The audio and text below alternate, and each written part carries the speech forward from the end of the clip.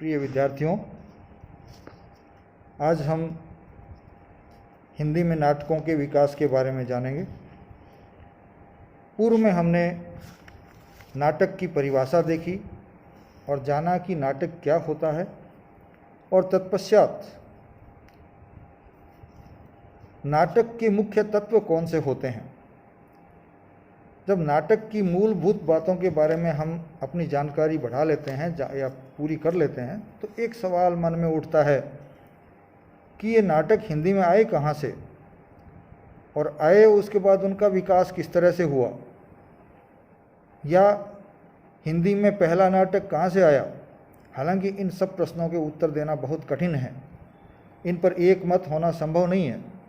फिर भी ये मस्तिष्क हमारा वो एक दायरा बनाता है कि उस दायरे के भीतर रहते हुए हम जो भी सोच सकते हैं उन सबको सोचते हैं। तो हम सर्वप्रथम ये जानेंगे कि हिंदी में नाटकों का प्रारंभ कहाँ से हुआ, कैसे हुआ। लेकिन उससे पहले हमें ये भी देखना होगा कि क्या नाटक हिंदी भाषा में ही आए या हिंदी भाषा से पहले से ही वर्तमान थे या विद्यमान थे। तो निश्चित रूप से कहा जाता है कि नाटकों की एक परंपरा, एक समृद्ध परंपरा हमको संस्कृत से प्राप्त हुई है, और हम लोगों ने नाटकों का जो रूप लिया उसमें काफ़ी हद तक संस्कृत का प्रभाव था, जो कि प्रारंभिक तौर पर था, और बाद में पाश्चात्य संस्कृति के संपर्क में आने के कारण उनका प्रभाव भी हुआ और नाटकों ने अपना रूप बदला। तो इस प्रकार से नाटक रूप बदलते हुए हमारे सामने आते जा रहे हैं और आगे भी आते जाएंगे। तो यही एक विकास क्रम होता है कि नाटक किस तरह से विकसित हुए, अच्छे हुए। एक दौर आता है जब नाटक अच्छे लगते हैं, एक दौर आता है जब नाटक खराब लगते हैं। उस समय के जब बाद में देखते हैं तब की बात है, जब विश्लेषण उनका किया जाता है।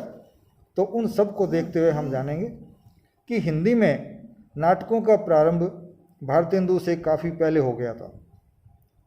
हम जानते हैं कि जब हिंदी साहित्य के इतिहास का जब हम अध्ययन करते हैं तो उसको कई हिस्सों में बांटा जाता है, जिसमें भारतेंदु युग प्रमुख है। तो हम यहाँ चर्चा भारतेंदु युग से ही प्रारंभ करते हैं। लेकिन भारतेंदु युग की चर्चा करने से पहले ये भी जानना होगा कि भारतेंदु ने क्या सीधे नाटक, या भारतेंदु युग के अन्य जो साहित्यकार या नाटककार रहे हैं उन्होंने सीधे ही अपने नाटक इतने उच्च स्तर के लिख दिए? ऐसा नहीं है।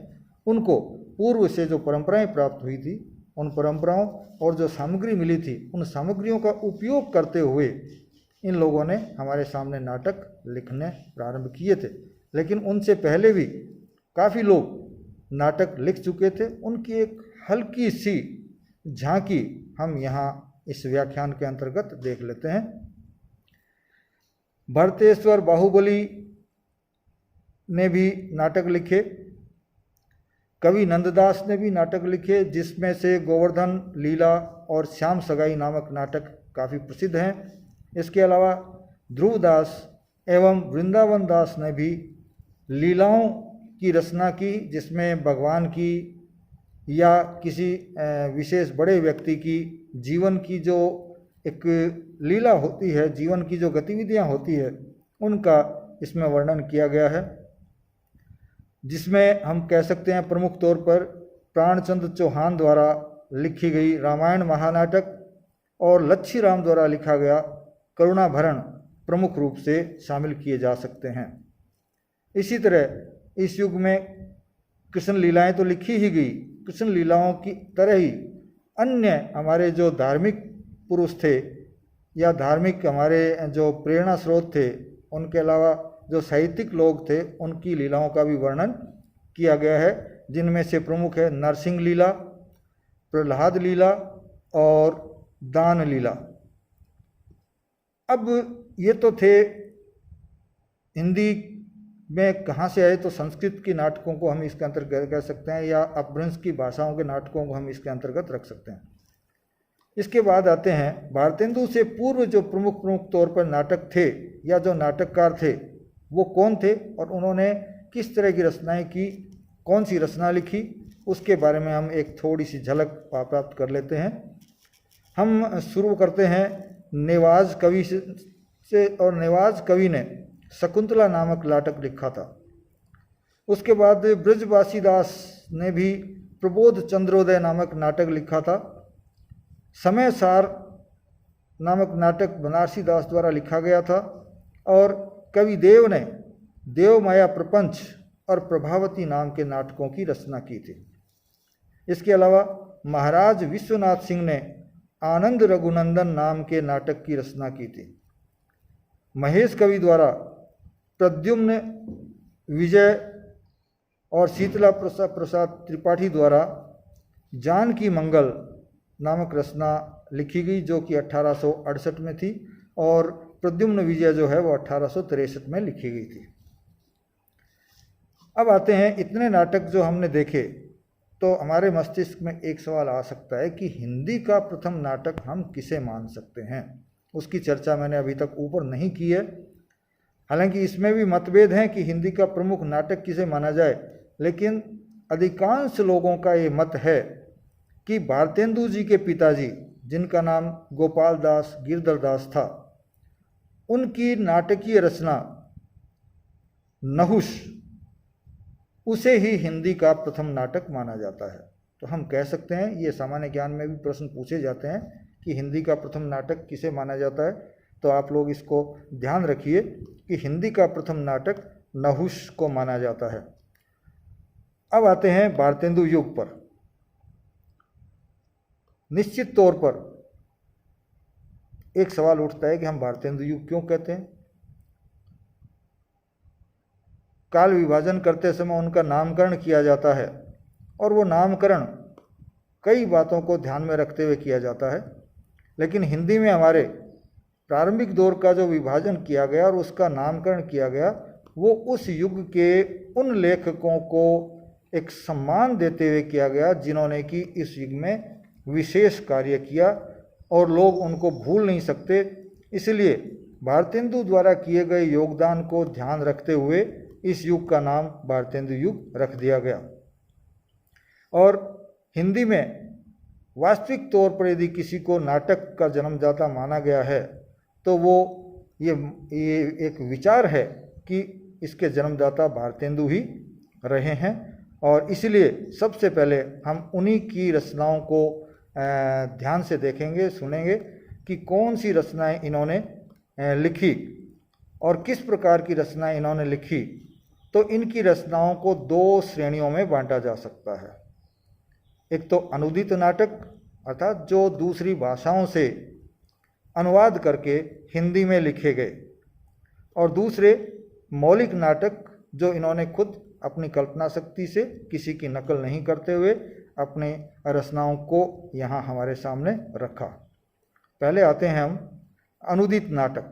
इन्होंने काफ़ी सारे अनुदित नाटक लिखे, जिनमें विद्या सुंदर जो 1868 के आसपास लिखा गया था, और ये बंगाली जो भाषा थी उससे अनुदित किया गया था, और मूलतः इसका नाम चोर पंचाशिका था।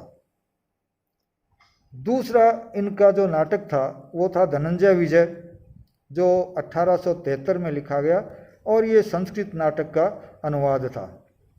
इसके अलावा दुर्लभ बंधु नामक इन्होंने एक नाटक और लिखा जो 1880 के आसपास आया, जो कि मर्चेंट ऑफ वेनिस का, जो कि शेक्सपियर द्वारा लिखी गई थी, उसका अनुवाद था।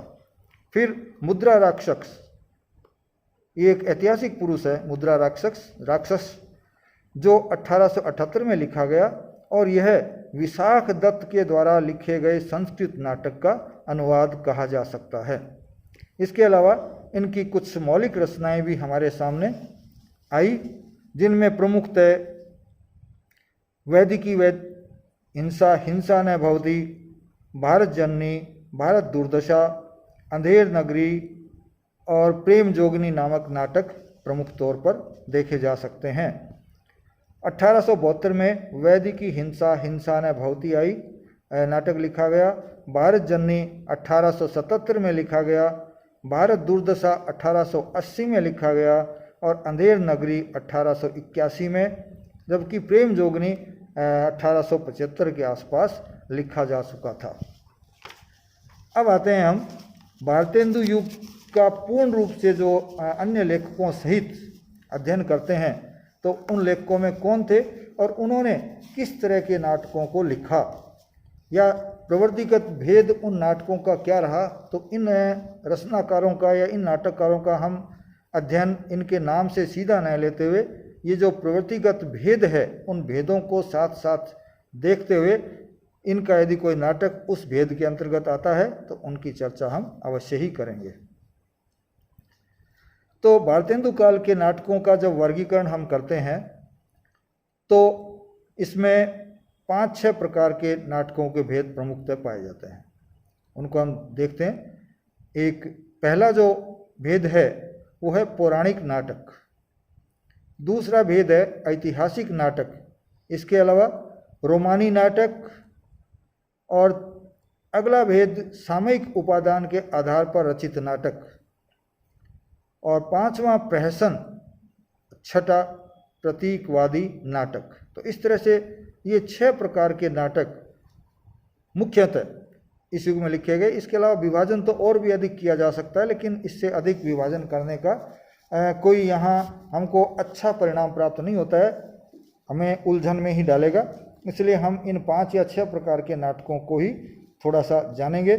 पौराणिक नाटकों में ज़्यादातर कृष्ण, राम और अन्य जो हमारे पौराणिक जो इष्ट थे उनको लेकर के ये नाटक लिखे गए।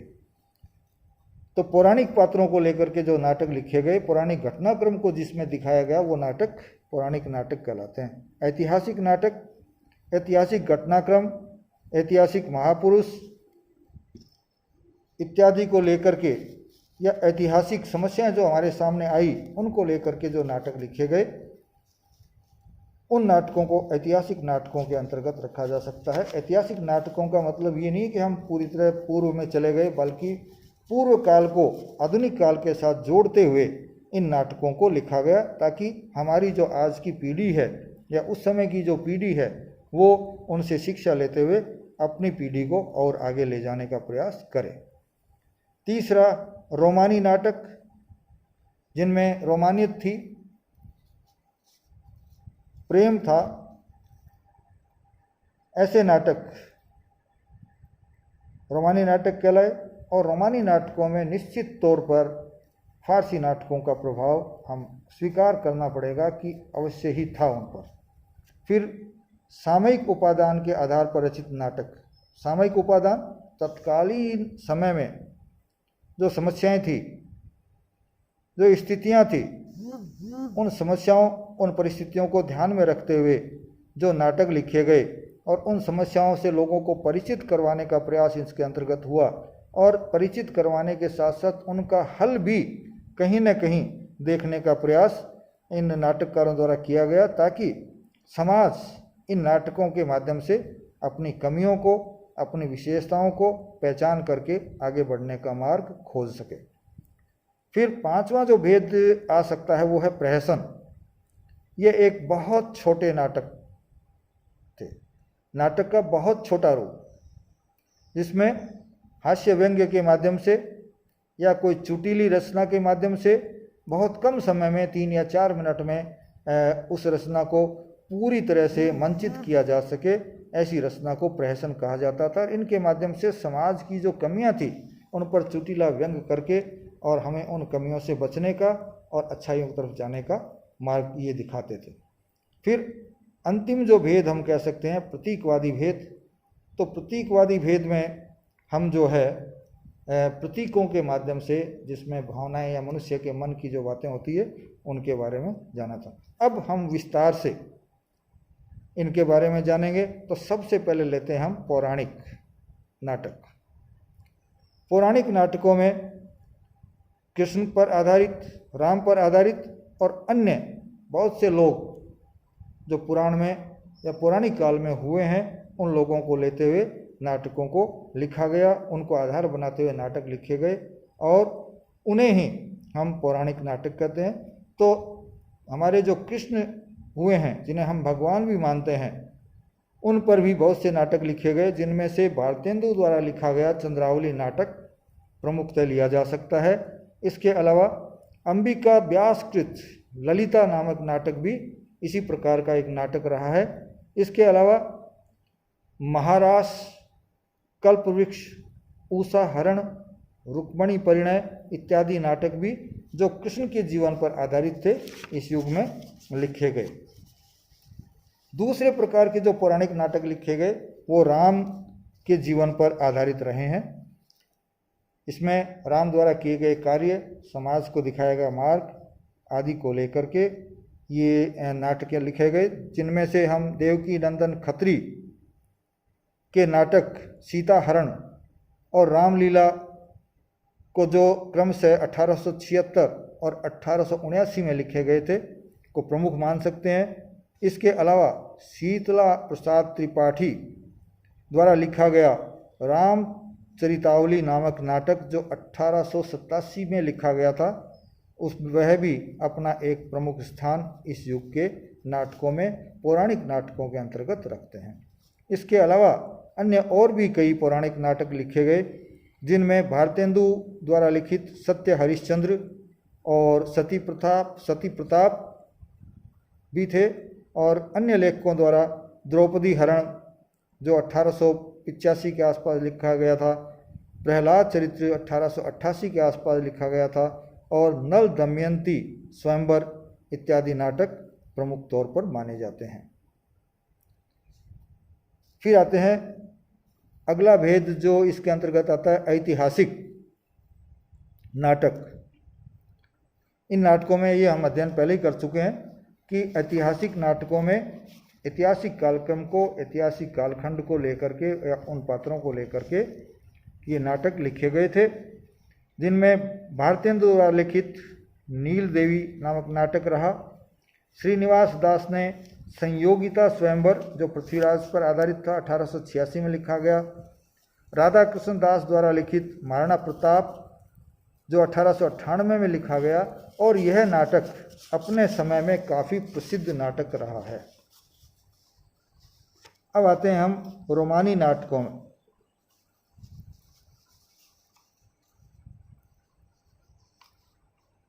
जिनमें प्रेम, प्रणय इत्यादि जो मनुष्य जीवन के एक आवश्यक जीवन शैली की आवश्यक अंग हैं उनको दिखाया जाता है, वो रोमानी नाटक कहलाते हैं। और मैं जहाँ तक समझता हूँ ये प्रभाव फारसी नाटकों का रहा है, क्योंकि हमारे भारतीय समाज में इन चीज़ों को अधिक महत्व नहीं दिया जाता था, लेकिन फिर भी ये आए और काफ़ी सफल भी रहे, लोकप्रिय भी हुए। इसमें श्रीनिवास दास द्वारा लिखित रणधीर प्रेम मोहिनी नामक नाटक काफ़ी प्रमुख रहा। किशोरी लाल गोस्वामी द्वारा लिखित प्रणयिनी परिणय भी एक नाटक जा इस समय का था, मुख्य नाटक। अन्य नाटकों में पुष्पवती 1899 में लिखा गया और मयंक मंजरी 1891 में लिखा गया। अब एक सवाल बीच में आता है, जो नाटकों के भेद हमने देखे उसमें एक दुखांत नाटक भी था, एक सुखांत नाटक भी था। तो सुखांत नाटक तो बहुत से होते हैं, लेकिन दुखांत नाटक कम ही लिखे जाते हैं। तो एक प्रश्न लोगों के मन में उठता रहा था कि हिंदी का प्रथम दुखांत नाटक कौन सा है। तो ऐसा माना जाता है, अधिकांश विद्वानों का मत है कि हिंदी का प्रथम दुखांत नाटक रणधीर प्रेम मोहिनी रहा है, जो 1877 में लिखा गया था। तो इसको आप मुख्य तौर पर ध्यान रखेंगे, जो कि परीक्षाओं में अक्सर काम आता है। फिर है सामयिक उपादानों पर आधारित नाटक। इसमें तात्कालिक दुर्दशा, समाज की समस्या और बुराइयां, उन सब को लोगों के सामने स्पष्ट किया गया और उन समस्याओं से बचने की और उनसे बच करके निकल करके और आगे बढ़ने की प्रेरणा इन नाटकों में दी गई। इस समस्या आधारित या सामयिक उपादान आधारित नाटक भारतेंदु द्वारा भी लिखा गया, जिनमें भारत दुर्दशा प्रमुख माना जा सकता है। बालकृष्ण भट्ट ने नई रोशनी का विष नामक नाटक 1884 में लिखा। भारत सौभाग्य नामक नाटक जो 1887 में लिखा गया था, अंबिका दत्त व्यास द्वारा हमारे सामने रखा गया। रामकृष्ण दास दुखिनी वाला नामक नाटक के रचनाकार थे जो 1880 में लिखा गया। इसके अलावा एक प्रमुख लेखक गोपाल राम गहमरी भी हुए हैं, जिन्होंने देश दशक नाम से एक 1892 में नाटक लिखा। इसके अलावा देवकीनंदन त्रिपाठी द्वारा भारत हरण जो कि 1899 में लिखा गया था नाटक हमारे सामने लाया गया। और इन सब नाटकों में उस समय के भारत की कोई न कोई समस्या को रखा गया था और उन समस्याओं का उपचार भी हमको बताया गया था। फिर आते हैं अगले भेद में, जिसे हम प्रहसन के नाम से जानते हैं। ये एक बहुत कम शब्दों में मान लीजिए या बहुत छोटे आकार में मान लीजिए लिखे गए नाटक थे, जो कि हास्य व्यंग्यपूर्ण शैली में लिखे जाते थे, जिनमें धार्मिक पाखंडों का खंडन, सामाजिक कुरीतियों पर चोट इनका प्रमुख एक उद्देश्य होता था कि हम लोगों को इन बुराइयों से बचाएं। भारतेंदु द्वारा लिखित वैदिकी हिंसा, हिंसा न भवती और अंधेर नगरी को इसी श्रेणी में रखा जा सकता है। हालांकि ये प्रहसन जितना बड़ा होना चाहिए उससे थोड़े बड़े आकार में थे। आज का प्रहसन काफ़ी छोटे आकार का होता है। बालकृष्ण भट्ट द्वारा जैसा काम वैसा परिणाम जो कि 1877 में लिखा गया, और आचार विडंबन जो कि 1899 में लिखा गया, उनकी प्रमुख रचनाएं हैं जो प्रहसन के अंतर्गत रखी जा सकती है। इसके अलावा प्रताप नारायण मिश्र ने भी नाटक लिखा जो कि कलि कौतुक रूपक नाम से था और 1886 में लिखा गया था। कवि कौतुक रूपक और सन है 1886। राधाचरण गोस्वामी एक व्यंग्यनुमा बात है जिसमें नाम से ही स्पष्ट होता है, आपको हंसी भी आएगी। बूढ़े मुँह मुहासे नामक एक प्रहसन इन्होंने लिखा जो 1886 में लिखा गया था। अर्थात बुढ़ापे में भी आदमी की प्रवृत्ति कैसी बनी रहती है उस पर भी ये एक व्यंग्य है। अक्सर मैं और चर्चा इस बारे में ज़्यादा नहीं करूँगा, वो आप जब नाटक या प्रहसन आपके सामने आए तो आप पढ़िएगा, आपको आनंद आएगा। अब है प्रतीकवादी नाटक। प्रतीकवादी नाटकों में हम भावों एवं मनोवृत्तियों को पात्रों के रूप में शामिल करके सीधा ही इन नाटकों को लिखा गया। और निश्चित तौर पर भाव और मनोवृत्ति यदि पात्र के रूप में है तो उस नाटक में उन्हीं भावों को, उन्हीं मनोवृत्तियों को हमारे सामने उभारा जाता है।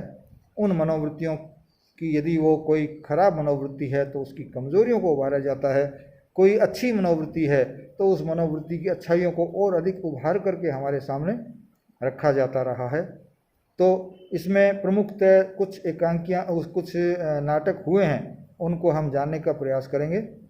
कमलाचरण मिश्र ने अद्भुत नामक नाटक 1885 में लिखा। रतनचंद ने न्याय सभा नामक नाटक जो 1892 में लिखा, और शंकरानंद ने एक नाटक 1897 में भी लिखा। और इन सब नाटकों में भाव और मनोवृत्तियों को स्थान दिया गया है। इसके अलावा लाला सीताराम और रामकृष्ण वर्मा, इन्होंने संस्कृत और बंगला नाटकों से अनुवाद भी किया जो कि हिंदी में हमारे सामने रखे गए। तो आज हम अपने इस वार्ता में नाटक के बारे में ये जानने की कोशिश की है कि नाटकों का इतिहास क्या रहा है, उसका विकास क्रम क्या रहा है, किस तरह से नाटक जो है वो विकसित होने लगे और विकास की तरफ अपने चरण बढ़ाने लगे। उसमें सबसे पहले भारतेंदु युग का जो नाटक का इतिहास है, उस युग की जो विशेषताएं हैं, हालांकि विशेषताओं में हम अभी तक नहीं पहुंचे हैं, अगले अपने संवाद में हम हिंदी के नाटकों की प्रवृत्तियों का अध्ययन भी करेंगे कि हिंदी नाटक में अब तक जो हमने नाटक पढ़े हैं, जिन लेखकों को जाना है, उन लेखकों और उनकी रचनाओं के आधार पर हमारे सामने स्पष्ट हो जाता है कि इस युग के नाटकों में कौन कौन सी विशेषताएं या कौन कौन सी प्रवृत्तियां रही हैं। अब आपसे यहाँ एक प्रश्न पूछा जा सकता है कि हिंदी के भारतेंदु युग में जो नाटक लिखे गए उनके प्रवृत्तियों के आधार पर कितने भेद किए जा सकते हैं, अपने शब्दों में बताइए।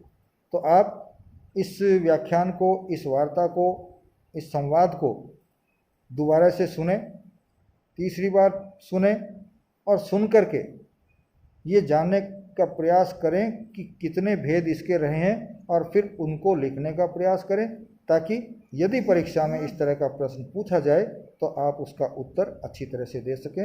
इसी के साथ मैं अपने वार्ता को यहाँ समाप्त करता हूँ। जय हिंद।